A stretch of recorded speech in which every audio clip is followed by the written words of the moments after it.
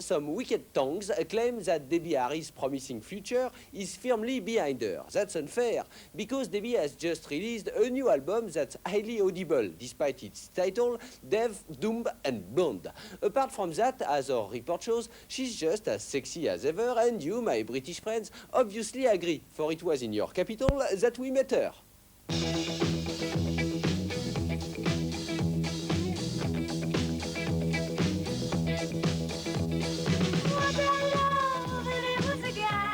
In London with boyfriend and collaborator Chris Stein, Deborah Harry, as she prefers to be called these days, was giving a series of sell-out concerts and promoting her new LP, Deaf, that's D-E-F, Dumb and Blonde. Deaf, Dumb and Blind is the obvious reference to that, and I just threw the blonde in at the end as, you know, sort of a play on words, I guess, since the blonde reference was in there and I was no longer doing Blondie.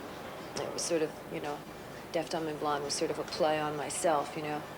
And, you know, I think that it's important if you can't sort of make fun of yourself, then you should never make fun of anyone else.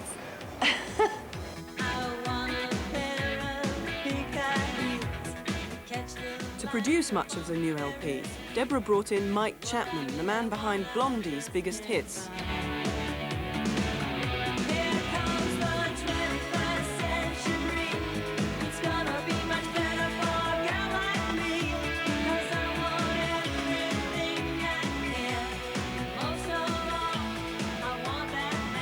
I think that it's important for people that know me and know my work and know the Blondie records that I make that kind of a record this time around. I thought it was an important thing to do.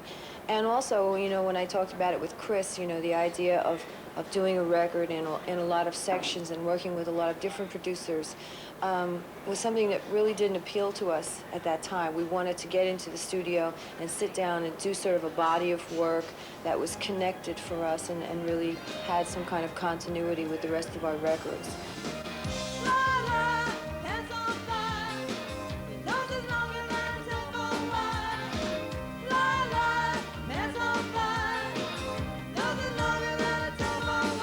Many of the fans packing the Borderline Club must have gone in the hope of hearing some Blondie classics, and Deborah isn't afraid of revisiting her past.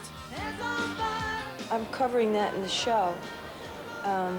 We do some of the Blondie songs, and we do some of the new stuff, and I don't feel like compelled in either direction. I feel like it's all like relevant to now. I mean, I think that a lot of the Blondie material was much ahead of its time, so you know, I enjoy doing it.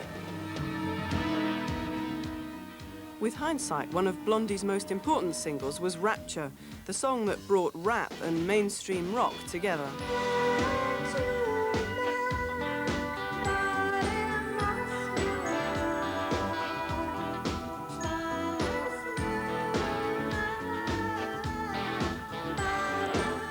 What does it feel like to be godmother to the Beastie Boys? I don't know. I didn't know, you know, that it would actually be that way.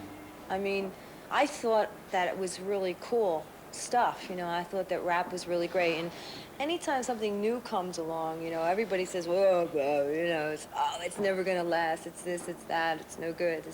And I thought it was great. I thought it was hip, and I thought it was fun. Come on, get up, get up. Practice makes perfect. I ought to know. Don't forget, I was Miss Soft Crab in 1945, and that title wasn't handed to me on a silver platter. I worked for it.